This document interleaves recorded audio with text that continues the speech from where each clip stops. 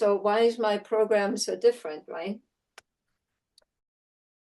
Did I reinvent the wheel? Most people come from the same journey that I had, right? That idea that we did natural horsemanship and then we kind of hit that glass ceiling, or we realized that it was really control and pressure and we didn't want to do that anymore, right? And then we're looking for something else. And a lot like me, maybe you have to take in the detour to positive reinforcement and you've realized it wasn't working for you and now we're here. So why is my program so different, right?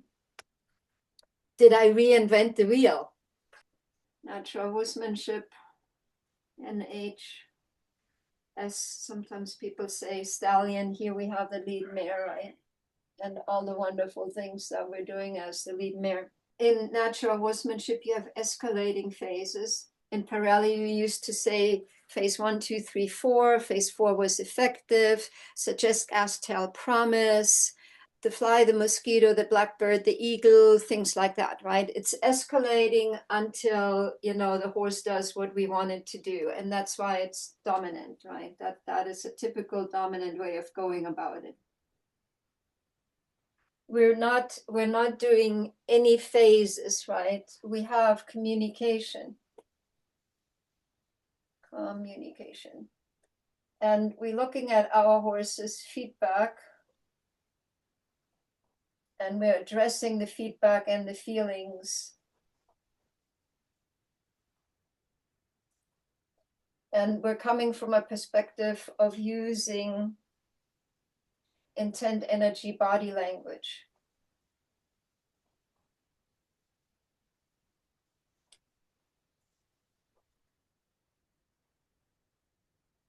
And we're more interested that our horse understands us, right? This is all about understanding versus getting stuff done. Boundaries are being set in a dominant way, for example, with a backup, right? Whenever somebody in a horse group says, my horse pushes into my personal space, my horse bites me, nips at me, people say, oh, back it up, back. It's very dominant. What happens with an unconfident horse, you scare the horse. And what happens with a dominant horse, they might start to argue with you, right? And they come from a perspective of, oh, really? You want to be dominant? Let me show you what that looks like. And then you have a horse that comes at you and that tries to outmaneuver you and outsmart you.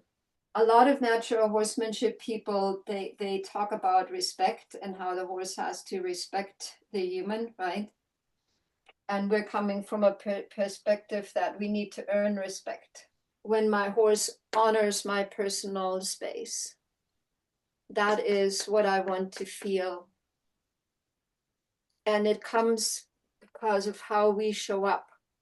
We're not just expecting respect, but we're earning it by how we show up. It's all about us, right? I don't think Tracy is here. It's not the time of the day that works for her, from New Zealand. But she said the other day, I'm realizing in the end, it's all about me, right? And she has a very, very complicated horse that is extremely dominant. And one that, like my Sari, and we have my horse Sari, Luca, and Carmen, I think, is here, right? Yeah, Carmen is here. And Nevada, her horse Nevada. They all have, and what comes to mind right now, which I never thought about it before, they all have Spanish blood in them. How interesting. Luca has Andalusian thoroughbred. Sari has Andalusian Percheron. Nevada is Portuguese. So how interesting. They have a possibility to have this threatening energy. And the only way that I can describe it is that energy grows and they're looking down at you, and it feels like that you're just a little dwarf and they can stomp you in any split second. It's very intimidating. I haven't met many horses that can do that, but I experienced it with Sari in the beginning before I brought her home when she was still at the previous owner's place, and feels very intimidating. That comes from this place, the human being dominant and the horse saying, oh, really? Let me show you what dominance looks like. I can squish you if I want to any split second. This goes along with the fact that everything is task orientated, right? And here we're looking for relaxation. And out of that relaxation, we can actually do anything that we want. In Pirelli, we used to say love language leadership, right? LLL, love language leadership. Now it's love, peace, understanding. When you can create a peaceful environment for your horse, a prey animal can so appreciate that. And aren't we all looking for peace? I'm running out of space. Most of the time, natural horsemanship starts in the round pen in the arena, right? And all this groundwork, when horses don't even know what work is, works for us humans, right? Because we have become human doings. But we're looking at the happy horse inventory from the moment of the approach, right? Happy horse inventory, moment of approach.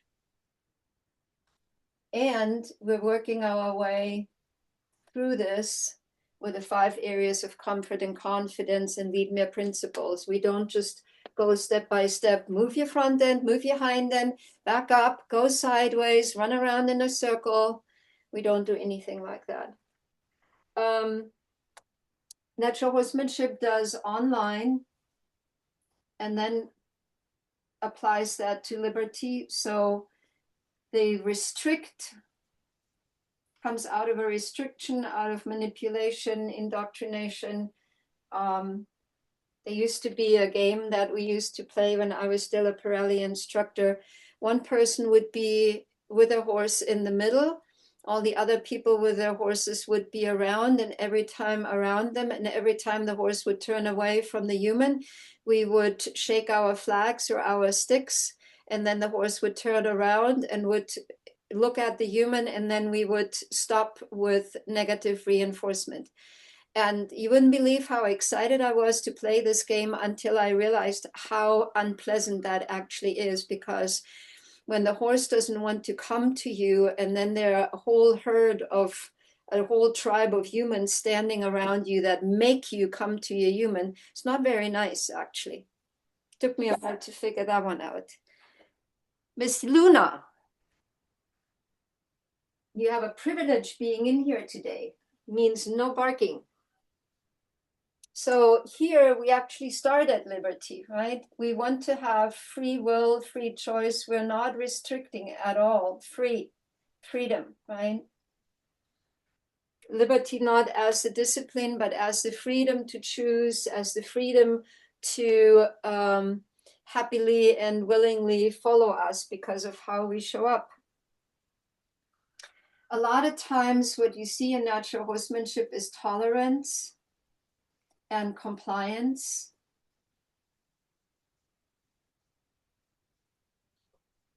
And we're really looking for acceptance, right? And not just tolerance, acceptance, and always, always, always relaxation. Because what does relaxation in the end mean? It means that we have no brace, that we have no tension, that we have no stress, no anxiety, no fear. That's relaxation, right? Natural horsemanship does not necessarily look at proper biomechanics in the beginning, particularly. Mechanics are often lacking. Natural horsemanship was coined by Pirelli, right? The term comes from Pirelli, and now there are plenty of other people that do natural horsemanship. And you can see Pirelli shine through their program, right? Desensitization creates tension. Me and my Jinglish. So here we're doing genuine connections, interconnected habituation, right? It's very, very different. Habituation. You look in the book, right? When you go to Happy Horse, task number 2, which is feeding.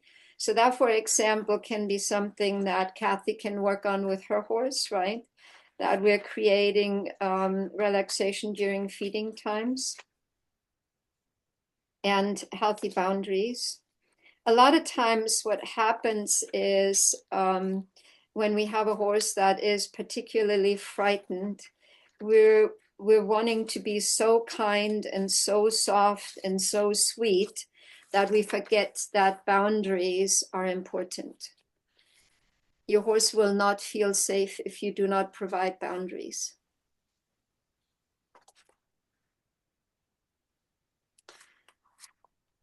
Rhythmic motion, right? Getting started. That is interconnected habituation. In the book, there is the scan code here. When you're going through the classroom, you find more information on that. But that's where we're starting to create interconnected habituation. A little story about how powerful that is. So when I was a Pirelli instructor, I realized that desensitization, which was done with a stick and string and was called friendly game, actually caused brace because we did it at a standstill. And the focus was on the standstill. And it wasn't on healthy posture, right? So we do focus on healthy posture here from the very beginning. And that's like Kathy was saying, right? What can I do with my horse? I focus on the relaxation all the time. When you're looking at Jojo, for example, the before and after, her body posture was, stick horse. The head was up here all the time. And it was like this, right? Now,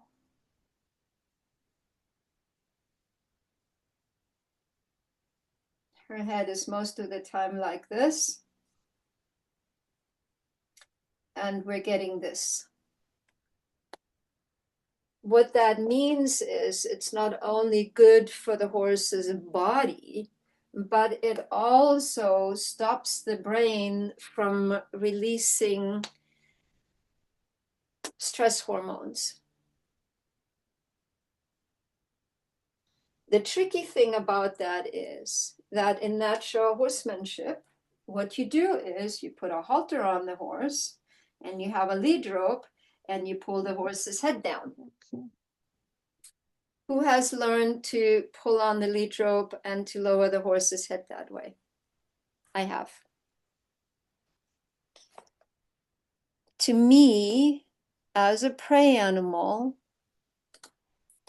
that is a very frightening thing to do for the horse.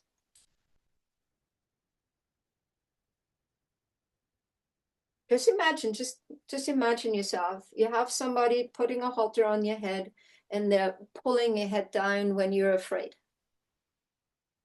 How does that feel? When I was at that positive reinforcement clinic, which wasn't so positive after all, there was a horse that was trained with natural horsemanship, could do all kinds of things without relaxation. And so the instructor said, your horse can do all kinds of things, but there is no relaxation in your horse. And I'm like, oh, okay, I'm excited. I see it. How do we fix it?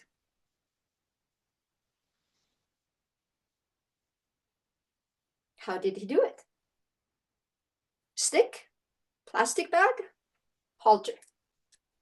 Wiggle, wiggle, wiggle, plastic bag, pull down the head. Horse puts the head down, stop the wiggle, wiggle. Horse puts the head back up, wiggle, wiggle, wiggle. Horse puts the head down, stops. And he said, the horse has to go through the dark tunnel in order to see the light.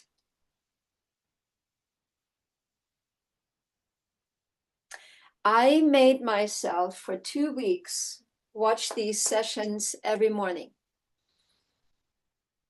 What that did to me was that I had a crummy stomach every morning because it was twisted in knots watching this horse go through this exercise. Why did I do it? Because I felt I needed to watch it to be able to talk about it. Now, here's the thing. Did the horse eventually keep the head down and find physical relaxation? Hell yeah.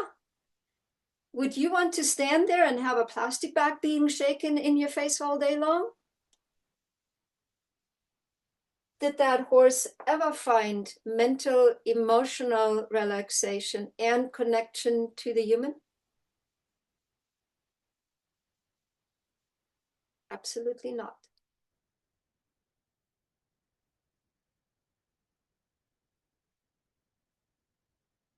A big part of natural horsemanship is make the right thing easy.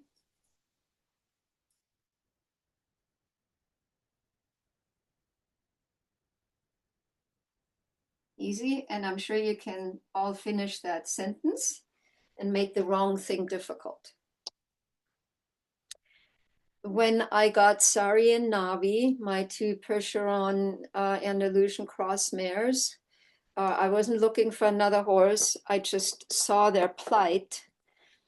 The owners wanted to sell the daughter, 8 years old, and leave the mother by herself behind. And they had spent their entire life together. And so I originally went there not knowing what was happening. And I thought I could maybe help out, facilitate, the transition. Once I got there, I realized what the situation really was. And I stood there, and Navi, the mom, was standing next to me, put her neck around me, and her daughter Sari was standing behind her and had her head on her mom's back. And I could hear Navi say, "Please don't leave me behind."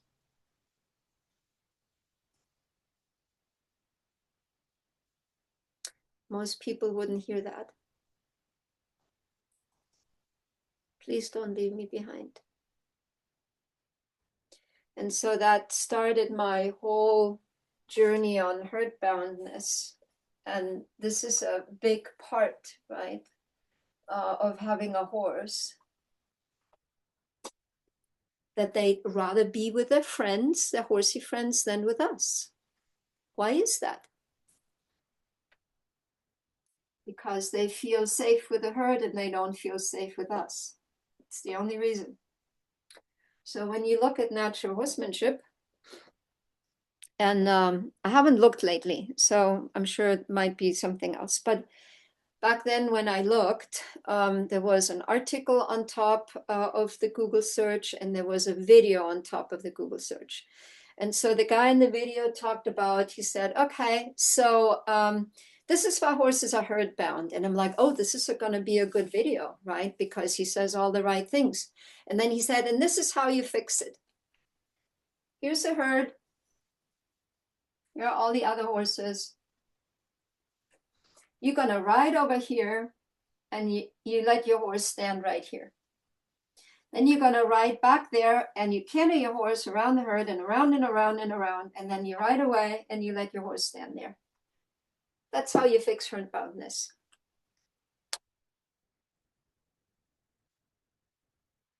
So sad. There is somebody that understands what's happening and still teaches make the right thing easy and the wrong thing difficult. And he was just running that horse around. As the lead mare, we honor the horse's threshold, right? We find, okay, here's my horse is totally fine. That is the herd. She's happy-go-lucky in the herd. But here's the fence, for example. Here's the fence, and I want to go over here. And so my horse kind of goes and goes, and she stops there. And now I have to pull and use my stake and whatnot, right? Instead of doing that,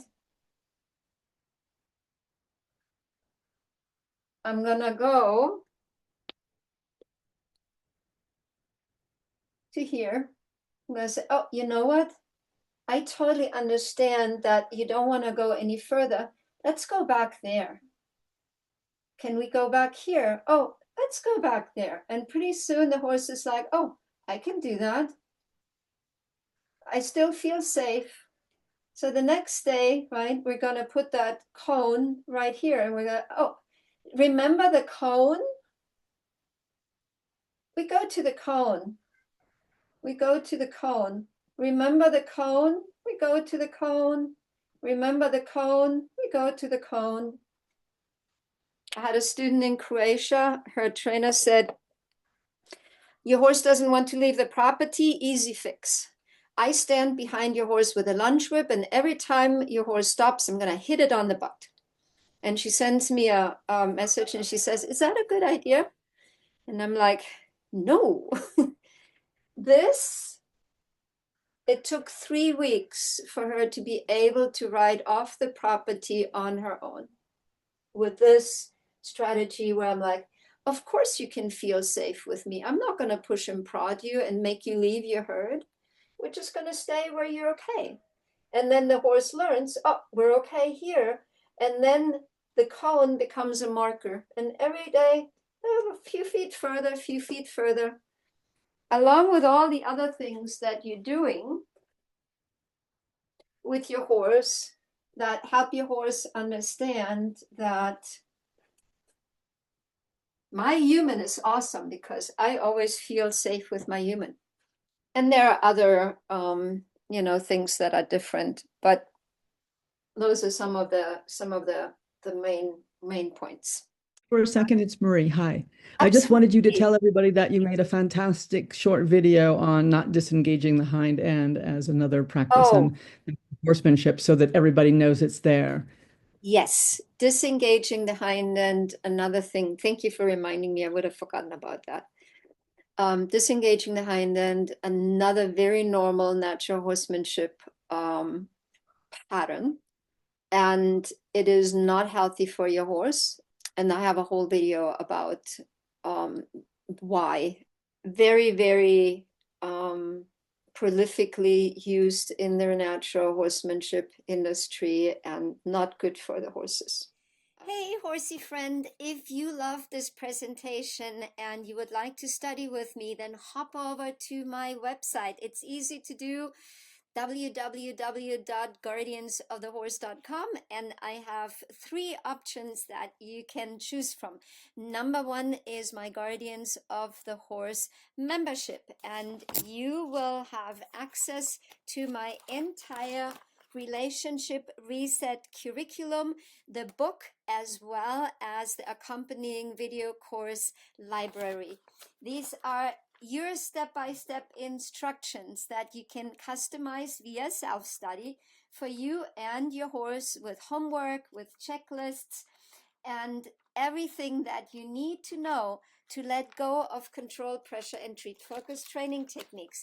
I even have included QR codes in the book so you can scan it and hop right to the video. That's your option number 1, the membership, and you can join us monthly, quarterly, or yearly. Of course, the longer you stay with us, the more you will save. The next option is to get the entire annual membership plus my daily support for 10 weeks, where I hold your horse's hoof and your hand, and I create a personalized and tailored for you and your horse roadmap that I will accompany you on a daily basis in our mentorship community with one-on-one video coaching and highly personalized service to make sure that you can save time, that you're always clear on what to do next, and that we focus on safety, confidence, and empowerment for you and your horse with my help. The next option is that you get all three. You get the membership, you get the mentorship, and you can come to my Soulfire farm here in Southern Arizona and spend a whole week with me, either with your horse or with one of my horses, never more than 4 people.